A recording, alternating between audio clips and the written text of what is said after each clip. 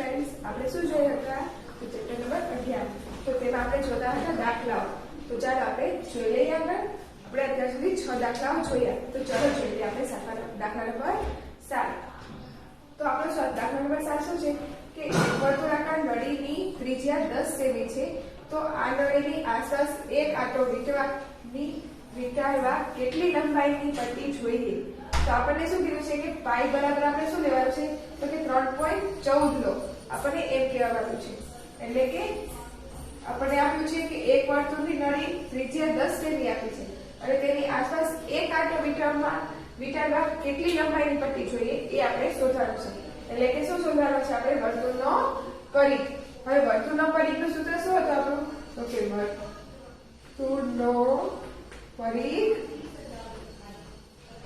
बराबर तो क्या आपको सूत्र શું હતું फ्रेंड्स याद करो तो कि यस 2 पाई r આ સૂત્ર હતું આપણું તો આપણે વર્તુળાકાર ત્રિજ્યા એટલે કે આપણને r આપી દીધો છે તો આપણે શું કરવાનું તો કે 2 ગુણ્યા શું કરવાનું તો કે પાઈ ની કિંમત આપણે કીધી છે કેટલી લેવાની છે 3.14 એટલે કે 3.14 એટલે કે 314 હવે પોઈન્ટ કાઢી એટલે કે 1 ને 2 આપણે પોઈન્ટ હતો એટલે કે 100 અને ગુણ્યા r તો r આપણે આપ્યો છે કેટલો તો કે 10 હવે શું કરવાનું તો કે 0 0 ઉડી જાય શું બચ્યું આપણી પાસે તો કે 10 અને ઉપર 314 હવે આ બંનેનો ગુણાકાર કરવાનો તો કે 4 ગુણે 8 2 કા 2 3 2 6 628 છેદમાં 10 આટલું આપણી પાસે આવ્યું તો હવે શું કરવાનું તો કે છેદમાં 10 છે એટલે કે એક આપણે પોઈન્ટ કાપવાનો એટલે કે 62.8 આવી રીતના થશે આપણને શું મળ્યું તો કે વર્તુળનો પરિઘ તો આપણને શું કીધું છે કે જો એક આંટો આપણે વીંટળવો હોય આને તો કેટલી આપણે જોઈએ તો આપણને મળી ગયું તો આપણે શું કરવાનું તો કે નળીનો એક આંટો વીંટવાની લંબાઈ તો કે 1 ગુણ્યા પરિઘ એટલે કે એક જ આંટો વીંટવાનો છે આપણે તો કે આપણે વર્તુળનો લંબાઈ ની પરિઘ વર્તુળની લંબાઈનો પરિઘ લંબાઈનો તો શું કરવાનું છે તો કે કેટલો આંટો વીંટવાનો છે તો કે 1 અને પરિઘ એટલે કે આપણું શું મળ્યું પરિઘ એટલે કે 1 ગુણ્યા 62.8 એટલે શું થશે તો કે 62.8 એમના એમ જ રહેશે એટલે કે વર્તુળની લંબાઈ આપણે શું મળી તો કે વીંટવા કેટલી પટ્ટી જોઈએ આપણને તો કે 62.8 સેમી આટલી પટ્ટી આપણે જોઈ તો ફ્રેન્ડ્સ સમજાઈ ગયું ને કેવી રીતના કર્યું તો આપણને કે શું કીધું છે કે ત્રિજ્યા આપી છે અને નળીની આસપાસ વીંટળવા કેટલી પટ્ટી જોઈએ એ કીધું છે એટલે કે આપણને વર્તુળનો પરિઘ શોધવાનો છે વર્તુળનો પરિઘ એટલે કે 2 પાઈ r તો આપણને દરેકની કિંમત આપી દીધી છે એટલે આપણને વર્તુળનો પરિઘ મળી ગયો અને આપણને એમ કીધું છે કે એક આંટો વીંટળવાનો છે 1 ગુણ્યા પરિઘ એટલે કે 62.8 એટલે એમ જ છે તો ફ્રેન્ડ્સ સમજાઈ ગયું ને તો ચાલો આગળ હજી એક આવો દાખલો જોઈ લઈએ તો ચાલો જોઈએ દાખલા નંબર 8 તો તેમાં શું કીધું છે કે એક જ કેન્દ્ર ધરાવતા બે વર્તુળોના વ્યાસ 20 સેમી અને 8 સેમી છે તો બંને વર્તુળો વચ્ચેની જગ્યાનું ક્ષેત્રફળ શોધો શું કીધું છે એક જ કેન્દ્ર ધરાવતા બે વર્તુળો હવે એ કેવી રીતના હોય કે એક કેન્દ્ર છે બરાબર તો તેમાં બે વર્તુળો થતા હોય એક નાનું અને એક મોટું એટલે કે એક કેન્દ્ર ધરાવતા બે વર્તુળનો વ્યાસ 20 સેમી છે અને 8 સેમી છે તો બંને વર્તુળો વચ્ચેની જગ્યાનું ક્ષેત્રફળ શોધો તો આપણે શું કરવાનું છે આ બંને વચ્ચે જે જગ્યા રહી આ જગ્યા એનું આપણે ક્ષેત્રફળ શોધવાનું છે અને આપણને શું કીધું છે કે પાઈ બરાબર કેટલા લેવાના છે તો 3.14 તો ચાલો આપણે જોઈ લઈએ તો સૌથી પહેલા શું કરવાનું તો આપણને આ બંનેનો વ્યાસ આપ્યો છે તેનો તો કે બંને વર્તુળોનો આપણને વ્યાસ આપવાનો છે તો આપણે આમાં વ્યાસની તો જરૂર પડે નહીં તો આપણે શું કરીશું તો કે વ્યાસને આપણે ત્રિજ્યામાં ફેરવી લઈશું તો આપણને વર્તુળનો વ્યાસ આપ્યો છે વર્તુળનો વ્યાસ પહેલામાં શું આપ્યો છે તો કે 20 સેમી હમણાં મેં કીધું હતું કે વ્યાસ લ્યો એ ત્રિજ્યાનો બમણો હોય છે, જ્યારે ત્રિજ્યા રહી એ વ્યાસની અડધી હોય છે. તો આપણે વ્યાસ છે તેમાંથી ત્રિજ્યા કરવાનો છે, તો શું કર્યું, વ્યાસના અડધા કર્યા એટલે આપણે શું મળી જશે 10. એ શું મળી આપણી, તો કે એ મળી આપણી ત્રિજ્યા મળી ગઈ. હવે બીજું શું આપ્યું છે, તો કે બીજો વર્તુળનો વ્યાસ આપ્યો છે. બીજા વર્તુળનો વ્યાસ શું આપ્યો છે આપણને, તો કે 8 છે. તો એમાં પણ શું કરીશું, તેના અડધા, એટલે કે 8 ના અડધા કેટલા થશે 4, એટલે કે 4. એ શું મળી આપણને, એ પણ ત્રિજ્યા મળી. તો ફ્રેન્ડ્સ આપણને બંને વર્તુળની ત્રિજ્યા મળી ગઈ. તો હવે શું શોધવાનું, તો કે બંને વર્તુળો વચ્ચેની જગ્યાનું ક્ષેત્રફળ. તો આપણે વર્તુળનું ક્ષેત્રફળનું સૂત્ર શું હતું, તો કે આપણે વર્તુળના ક્ષેત્રફળ બરાબર શું હતું, તો આપણું શું છે, તો કે પાઈ r નો વર્ગ. આ આપણું સૂત્ર છે. પણ આપણે શું કરવાનું છે કે બંને વર્તુળો વચ્ચેની જગ્યાનું ક્ષેત્રફળ શોધવાનું છે. તો આ શું મળ્યું આપણને, વર્તુળના આપણે મળ્યું વર્તુળની વચ્ચેની જગ્યાઓનું ક્ષેત્રફળ, એટલે કે વર્તુળની વચ્ચેનું ક્ષેત્રફળ આપણને મળ્યું. તો હવે આપણે વર્તુળની વચ્ચેનું ક્ષેત્રફળ કરવું હોય તો શું કરવું પડે, તો કે પેલા વર્તુળમાંથી બીજા વર્તુળને આપણે બાદ કરવું પડે. તો કે પેલા વર્તુળનું ક્ષેત્રફળ એમાંથી બીજા વર્તુળના ક્ષેત્રફળને બાદ કરવું પડે આપણે. તો કે આ પેલા વર્તુળનું ક્ષેત્રફળ એમાંથી આપણે બીજા વર્તુળના ક્ષેત્રફળને આપણે કરી દઈશું બાદ. એટલે આપણને મળશે આ બંને ક્ષેત્રફળો વચ્ચેની જગ્યાનું ક્ષેત્રફળ. તો પેલાનું આપણે ક્ષેત્રફળ શું છે, તો આપણને શું કીધું, પેલા પાઈની કિંમત શું લેવાની, તો કે 3/3.14. તો તેના પહેલા આપણે બંને સૂત્ર સરખા છે તો તેને આપણે સમાન રીતે લઈ લઈએ. તો પાઈ આપણે 2 વખત છે, તો એક વખત લઈ લીધા. અને શું છે, તો કે r નો સ્ક્વેર. હવે જુઓ ફ્રેન્ડ્સ, આપણે બંનેમાં r આપ્યા છે, તો આપણને ખબર કેમ પડે કે આ વર્તુળમાં આપણે r લેવાનો છે, બીજા વર્તુળમાં બીજો r. તો આપણે શું કરીએ કે આ એક r છે એને આપણે કેપિટલ R કરી નાખીએ, એટલે બંનેમાં આપણે ખબર પડે છે. હવે આ r લ્યો એ આપણે કેવો લેવાનો, તો કે કેપિટલ R. અને r ત્રિજ્યા નહીં એનો r કેવો લેવાનો, તો કે સ્મોલ, એટલે કે બીજી abcd નો. તો હવે શું કરીશું, તો કે આપણે 2 વખત પાઈ હતા એટલે એક વખત લઈ લીધો. હવે તો કે r² માંથી શું કરવાનું, આ r² બાદ થઈ ગયું. તો હવે શું થશે, તો કે 2 વખત છે પદ, તો અને માથે સ્ક્વેર છે એટલે એક પદ આપણું થાય ધન વાળું અને બીજું પદ થાય આપણું ઋણ વાળું, એટલે કે પાઈ એમના એમ જ રાખીશું અને કૌંસમાં r વત્તા બીજો r અને બીજું પદ શું થશે, તો કે r ઓછા બીજું r. હવે એટલું પદ થશે આપણું, એક પદ થાય ધન વાળું અને એક પદ થાય ઋણ વાળું. તો હવે આપણે મૂકવાની આમાં કિંમત. તો હવે કિંમત મૂકીશું. તો પાઈ ની કિંમત આપણને શું કીધી છે, 3.14. તો 3.14 એટલે 314 અને છેદમાં શું કરવાનું થાય, તો કે 100. પરંતુ આપણે એમ કરવું નથી કેમ કે આમાં છેદમાં સંખ્યા આવતી નથી, એટલે 3.14 એમના એમ જ રાખીએ. અને r, તો r કયો છે, કેપિટલ, એટલે કયો આવશે, તો કે 10. અને પછી વત્તાની નિશાની એમના એમ જ. અને આ r કયો છે, તો કે આ એટલે કે 4. પછી આમાં પણ 10 ઓછા 4, એક વત્તાનું પદ આવ્યું અને ઓછાનું પદ આવ્યું, એટલે કે 3.14 એમના એમ જ રાખીએ. અને 4 ને 10 તો કે 14 અને બીજું 4 માંથી 10 જાય તો કે થાય 6. હવે શું કરવાનું, તો કે આ ત્રણેયનો ગુણાકાર કરવાનો. હવે ત્રણેયનો ગુણાકાર કરવાનો તો પહેલા આપણે 2 પદનો ગુણાકાર કરી લઈએ, એટલે કે 3.14 એમના એમ જ રાખીએ. હવે 14 ગુણ્યા 6 એટલે 14 6 84. હવે શું કરીશું, તો કે આ બંનેનો ગુણાકાર. હવે આ બંનેનો ગુણાકાર કરવો છે તો આપણે થોડીક વાર પોઈન્ટને ધ્યાનમાં ન રાખીએ, એટલે તો 314 ગુણ્યા શું કરવાનું થશે, આપણે 84. આમ કરવાનું થશે. 2 રકમ છે, 2 રકમનો 0. 8 ગુણ્યા 4 એટલે કે 8 × 8 = 16, 8 × 24 8 × 32. હવે 8 × 32 થઈ ગયા.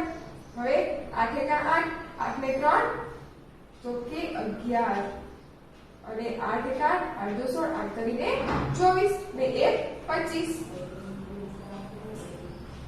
પછી હવે ચોકો ચોકો 16, 4 એકા 4 ને 1 5, 4 કરીને 12 એટલે કે 6 અને 5 ને 2 7, 3 ને 1 2 ને 1 3, 5 ને 1 6 અને 2 એટલા એમ જ છે. તો શું જવાબ આવ્યો? આપણો 26,376. હવે શું કરવાનું? તો કે આપણે બે આંકડે પોઈન્ટ હતા તો બે આંકડે પોઈન્ટ મૂકી દેવાના એટલે શું આવશે આપણો 263.76. તો ચાલો લખી લ્યો 263.76. આ આવી ગયો આપણો જવાબ. તો ફ્રેન્ડ્સ આવી ગયો ને જવાબ. તો આપણે આમાં શું કર્યું? તો કે વર્તુળનો વ્યાસ આપ્યો હતો તેમાંથી સૌથી પહેલા આપણે તેની ત્રિજ્યા લીધી કેમ કે વર્તુળના અડધી તેની ત્રિજ્યા હોય તો તે લઈ લીધી. પછી શું કર્યું? તો કે વર્તુળની વચ્ચેનું ક્ષેત્રફળ આપણે શોધવાનું હતું.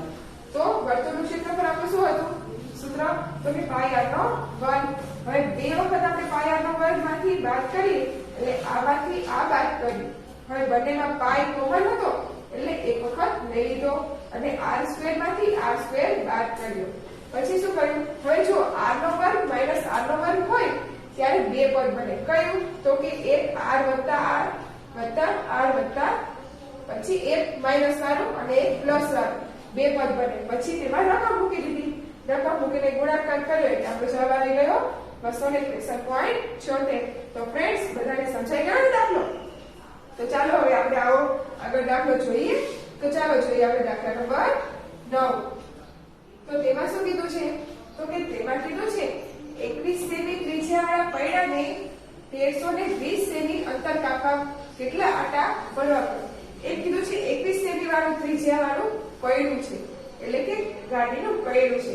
એક 1320 સેમી અંતર કાપવા માટે કેટલી વખત આટા ભરવા પડે ને? તો ચાલો આપણે જોઈ લઈએ. તો આપણને શું આપ્યું છે કે ત્રિજ્યા આપણને આપી છે તેના પરથી આપણે શું કરવાનું? તો કે વર્તુળનો પરિઘ એટલે કે વર્તુળ આપણે કેટલું છે એ એટલે કે તેનો પરિઘ શોધવાનો થાય. તો આપણે ચાલો શોધી લઈએ કે વર્તુળનો પરિઘ કેટલો થશે? તો કે વર્તુળના પરિઘનું આપણું સૂત્ર શું હતું? તો કે 2 પાઈ r આવું સૂત્ર હતું. તો હવે શું કરવાનું? તો કે આપણે આમાં પાઈ ની કિંમત કીધી નથી કે આ લેવાની એટલે આપણે શું લેવાની? તો કે 22/7 ગુણ્યા r. તો r આપણને આપ્યો છે કેટલો? તો કે 21. હવે શું કરવાનું? તો કે હવે આપણે ઉડાડવાના છે છેદ. કેવી રીતના? તો કે 7 ના ઘડિયામાં 21 આવે તો કે 7 તરી 21. હવે કરવાનો આ બધાનો ગુણાકાર એટલે કે 6 ગુણ્યા 2 3 ગુણ્યા 2 એટલે 3 દુ ને 6 6 ગુણ્યા 22 એટલે કે 6 ગુણ્યા 22 કરીએ તો 132. એ શું આવ્યું આપણું? સેમી. એટલે કે વર્તુળનો પરિઘ આપણને મળ્યો 132 સેમી. પરંતુ હવે શું કીધું છે કે 1320 સેમી અંતર કાપવા એટલે કેટલું આટો કરવો? તો ચાલો આપણે ધારીએ કે 132 સેમી અંતર કાપવા એને એક આટો કરવો પડે છે. આટો આપણે ધાર્યો કે એક આટો કરવો પડે. તો આપણને આપ્યું છે કેટલું?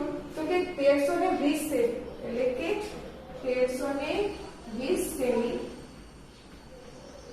અંતર કાપવા કેટલા આટા ફરવા પડે એ આપણે જોવાનું. તો આ રકમ ને આ રકમ ક્યાં જશે? અંશમાં એટલે કે 1320 છેદમાં ગુણ્યા 1 છેદમાં 132. હવે 132 ગુણ્યા 10 કરીએ એટલે શું થઈ જાય? 1320 એટલે કે આપણે મળી ગયો 10. આ શું મળી ગયું આપણને? તો કે 10 આટા. આ શું કરવું પડે? 10 આટા મારવા પડે એટલે કે 21 સેમી ત્રિજ્યાવાળા પૈડાને 1320 સેમી અંતર કાપવા કેટલા આટા ફરવા પડે? તો કે 10 આટા ફરવા પડે.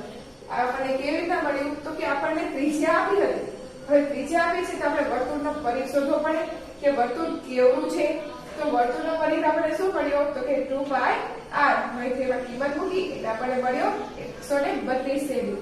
તો હવે શું કર્યું તો કે આપણે ધાર્યું કે 132 સેમી અંતર કાપવા માટે એક આંટો મારવો પડતો હોય તો 1320 સેમી અંતર કાપવા માટે કેટલો આંટો મારવો પડે તો 1320 ના છેદમાં 132 એટલે કે છેદ ઉડાડી એટલે કે આવ્યો 10 એટલે કે તેને 10 આંટા કરવા પડે. તો ફ્રેન્ડ્સ છે ને સાવ સહેલો દાખલા. તો આમાં સારી જરૂર છે ને છે તો કે સૂત્ર પાકા કરવાની. તો ફ્રેન્ડ્સ બધા સૂત્ર પાકા થઈ ગયા ને તો મજા આવે છે ને દાખલામાં. તો ચાલો હવે જોઈ લઈએ દાખલા નંબર આગળ. તો શું જોઈએ હવે દાખલા નંબર 10. તો તેમાં શું કીધું છે કે તેમાં કીધું છે કે 30 સેમી લંબાઈ અને 20 સેમી પહોળાઈના લંબચોરસ પતરામાંથી 10 સેમી ત્રિજ્યાનું એક વર્તુળ કાપી લેતા પતરાનો કેટલો ભાગ બાકી રહે. શું કીધું છે કે 30 સેમી લંબાઈ વાળો અને 20 સેમી પહોળાઈ વાળા લંબચોરસ પતરા એટલે આપણે દોરી જુઓ આ લંબાઈ છે કેટલી આ એની પહોળાઈ. તો એમ કીધું છે કે લાંબુ એટલે કે લાંબુ કેટલું છે તો કે 20 સેમી અને પહોળું છે 30. એટલે તો આ તે ડબ્બો છે એમાં એમ કીધું છે કે પતરામાંથી 30 સેમી નું ત્રિજ્યા વાળું એટલે કે આ વર્તુળ દોર્યું એનું ત્રિજ્યા કેટલી કીધી છે તો કે 10 સેમી એટલે કે આ પોઈન્ટ થી આ ત્રિજ્યા થઈ ગઈ એ કેટલી છે તો કે 10 સેમી. 10 સેમી વર્તુળ કાપી લેતા પતરાનો કેટલો ભાગ બાકી રહે ને એ આપણે કહેવાનું છે. અને આપણને કીધું છે કે પાઈ બરાબર શું કિંમત લેવાની છે કે 3.14 લ્યો. તો સૌથી પહેલા શું કરવાનું તો આપણે લંબચોરસ કીધું છે તો સૌથી પહેલા આપણે લંબચોરસનું ક્ષેત્રફળ શોધી લેવાનું. તો ચલો લંબચોરસનું ક્ષેત્રફળ બરાબર આપણું સૂત્ર શું છે તો કે લંબાઈ ગુણ્યા પહોળાઈ. આપણી લંબાઈ શું છે તો કે 30 અને ગુણ્યા પહોળાઈ કેટલી છે તો 20 3 દુ 6 એટલે કે 60 600 સેમી. આ શું મળ્યું આપણું તો કે લંબચોરસનું ક્ષેત્રફળ મળી ગયું. હવે શું કરવાનું તો આપણને વર્તુળ કીધું છે કે વર્તુળની ત્રિજ્યાનું એક વર્તુળ કાપી લીધું છે 10 સેમી ત્રિજ્યા. તો આપણે શોધી લઈએ કે વર્તુળનું ક્ષેત્રફળ.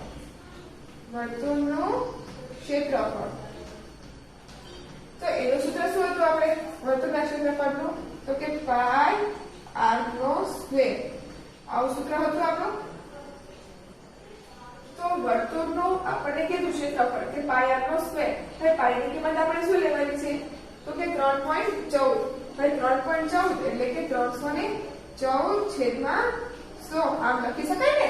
પોઈન્ટ પછી બે આંકડા હતા એટલે છેદમાં આવી ગયા 100 અને r તો r આપણને કેટલો કીધો છે તો કે 10 કીધો છે અને r નો સ્ક્વેર છે એટલે કે 10 ગુણ્યા 10. તો આ 0 ગયો આ 0 ગયો આમ થઈ ગયું. તો આપણી પાસે શું બચ્યું 314. આ શું મળ્યું આપણને તો કે વર્તુળનું ક્ષેત્રફળ કેટલું મળ્યું 314. તો શું થયું તો આપણને ત્રિકોણ લંબચોરસનું ક્ષેત્રફળ મળી ગયું અને વર્તુળનું ક્ષેત્રફળ મળી ગયું. તો આપણને શું કીધું છે કે વર્તુળના કાપી લેતા પતરાનો ભાગ કેટલો બાકી રહે તો કઈ બાકી રહે તો કે લંબચોરસમાંથી વર્તુળનું ક્ષેત્રફળ બાદ કરી દેવાનું એટલે કે આ આખું ચોરસ લંબચોરસ છે એમાંથી આટલો ભાગ બાદ કરી દેવાનો. તો શું થાય તો કે લંબચોરસનું ક્ષેત્રફળ માઈનસ વર્તુળનું ક્ષેત્રફળ એટલે કે લંબચોરસનું ક્ષેત્રફળ શું હતું તો કે લંબચોરસનું ક્ષેત્રફળ હતું 600 અને વર્તુળનું તો કે 314. હવે 600 માંથી 314 આપણે બાદ કરીએ તો કેટલા બચે તો કે 286 સેમી થાય. આ શું મળ્યું આપણને તો કે પતરાનો બાકી રહેતો ભાગ. પતરાનો બાકી રહેતો ભાગ મળી ગયું. શું થયું આપણે તો કે 20 સેમી અને 30 સેમી લંબાઈ આપણે અને પહોળાઈ આપણને આપી હતી. એના પરથી આપણે લંબચોરસનું ક્ષેત્રફળ શોધ્યું. પછી શું કર્યું તો કે આપણને r આપ્યો હતો એના પરથી આપણે વર્તુળનું ક્ષેત્રફળ શોધ્યું. પછી શું કર્યું તો કે લંબચોરસના ક્ષેત્રફળમાંથી વર્તુળનું ક્ષેત્રફળ બાદ કરી દીધું એટલે આપણને જવાબ મળી ગયો. તો ફ્રેન્ડ્સ છે ને સાવ સહેલા દાખલા અને મજા પણ આવી ને. તો ચાલો હવે આપણે આવા આગળ દાખલા જોઈશું. તો ફ્રેન્ડ્સ આમાં સૌથી પહેલા શું આપણે યાદ રાખવાનું મેં તમને કીધું તો કે આ ચેપ્ટર માટે આપણે સૌથી પહેલા તો કે આ ચેપ્ટરના દરેક સૂત્રને આપણે યાદ રાખવાના છે. તો ફ્રેન્ડ્સ તમે બધા યાદ રાખી લીધા ને જેથી તમને બધા દાખલા આવડી જાય. તો હવે આપણે આગળ દાખલામાં જોઈએ કે બધાને સૂત્ર યાદ થઈ ગયા છે કે નથી થઈ ગયા. તો આપણે જોઈએ આગળના દાખલા.